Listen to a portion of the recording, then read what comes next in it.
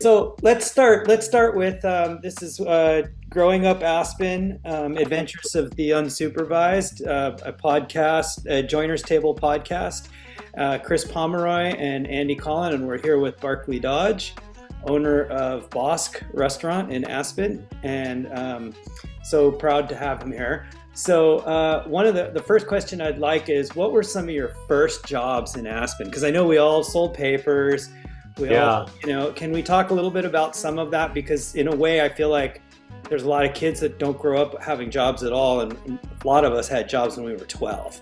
So it's kind of an interesting skill, and I feel like it's something that might be of value for folks to hear what you did.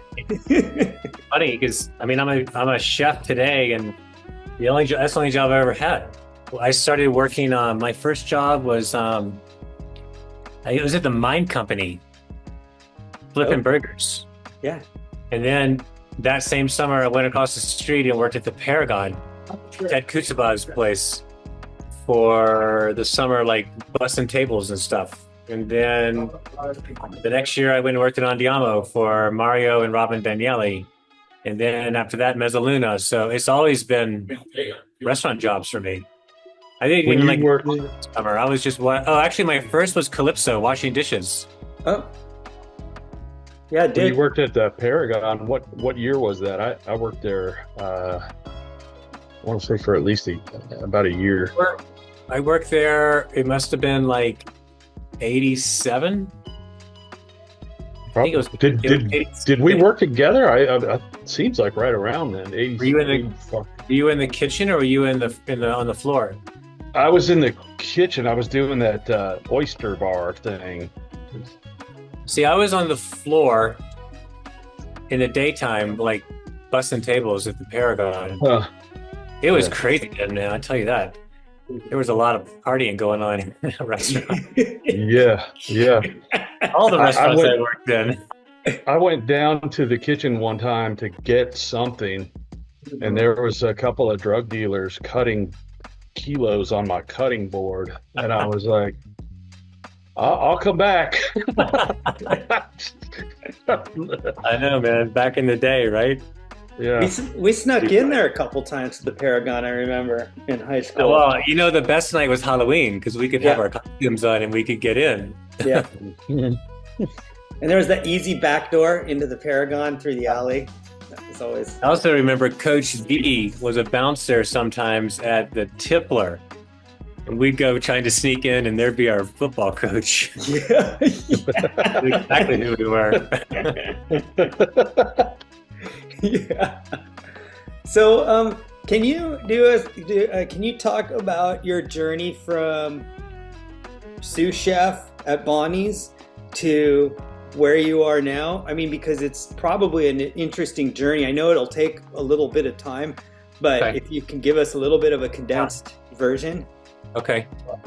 Well, I wasn't a sous chef at Bonnie's, so I want to speak right of the brigade in the culinary world. I was just I started there making soups with one of the chefs named PJ, which was one of the best places to start, because it was about knife skills and making stocks and like the basics. And then I got pushed up to pizza guy, which was like, to me, the coolest thing I could have gotten. Yeah. So after Bonnie's, I guess I was in my like late teens, early 20s then.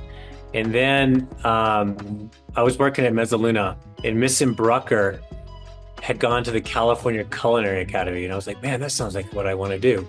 So I followed in that path. And I went there, and then I started my San Francisco career, like hard. I definitely worked in other restaurants in Aspen before going there. I mentioned it before, Andiamo and Mezzaluna and in the Mine Shaft. But San Francisco is where it really kicked off hard.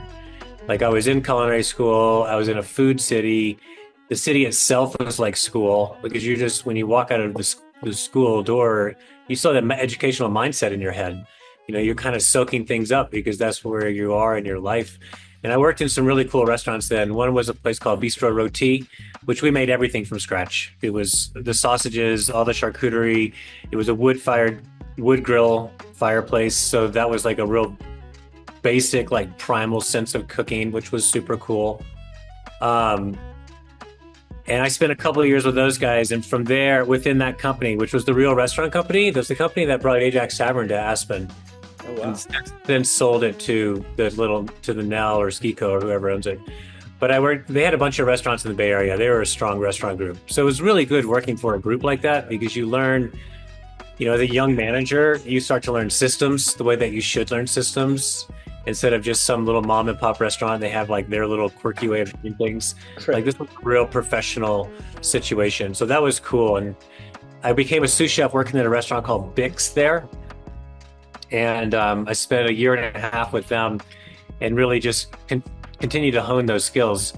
But then I inherited like $10,000 from a grandparent who passed away, and I took off for a year and lived in the Mediterranean, mostly Morocco, just traveling for a year off. I can't believe you can even travel a whole year on $10,000, but I made it like 11 months. Wow. Yeah. That's awesome. Yeah, I know. And that really gave me some massive direction in my culinary career, because I spent so much time in Morocco. I really picked up on, I don't serve Moroccan food, I don't serve Mexican food, I don't serve Spanish food, but I pick up those flavors and the techniques that you get from those cultures. And that has been in my repertoire ever since. After that trip, I came back to the States and worked a while, but then I went and worked at an amazing 3-star Michelin in Spain. I really gravitated to Spain and on a culinary level. So I went there and I worked for him for the season, El Bulli, and that was impactful. They were really pushing the envelope on culinary techniques and avant-garde cooking. And it was just really fun because it was so creative. The coolest thing about that job was, I remember we would learn 10 new things a day. Like, imagine coming to the end of your day saying you learned 10 new impactful things in one day, and then the next day again. You say that again. Yeah. It's a lot. It's a lot. It was really cool. It was a good season. After Spain, I came back to Aspen and I opened Mogador, my first restaurant, in the old Toro's space. Yep. That was Toro's, right? Yep. Yeah. The little blue building. Down where Pinocchio's was, or No, Pinocchio's was blocked up. Aspen Drug, right next to below Aspen. Below Aspen Drug, yeah. Oh, right. Gotcha. Yeah, next to the candle shop and all that. Yeah. Yeah. Pinocchio's was a block up on the corner across from Hunter's. And then I opened that restaurant, and I don't know, it was just a little too much for Aspen. I'd come out of the most cutting edge restaurant in the world, and I was like regurgitating that vibe. And the food was just, it would have done fine like in New York City, I think. Right. But this is still a small town, and a lot of the people who come here are still, looking for more simple fare, steak and potato kind of driven. Not saying it's that plain, but right. Especially back then. And it was just too much. It became a special occasion place, and you can't pay the bills on birthdays and anniversaries alone. Right. So we shuttered that after about almost 5 years, and then I took off and went to Chicago, went to Santa Fe, went to Mexico, and ended up in San Diego working for Auberge Properties, who owns the Drum now, or manages the Drum. Wow. And that was cool too. It was a good experience working for those guys.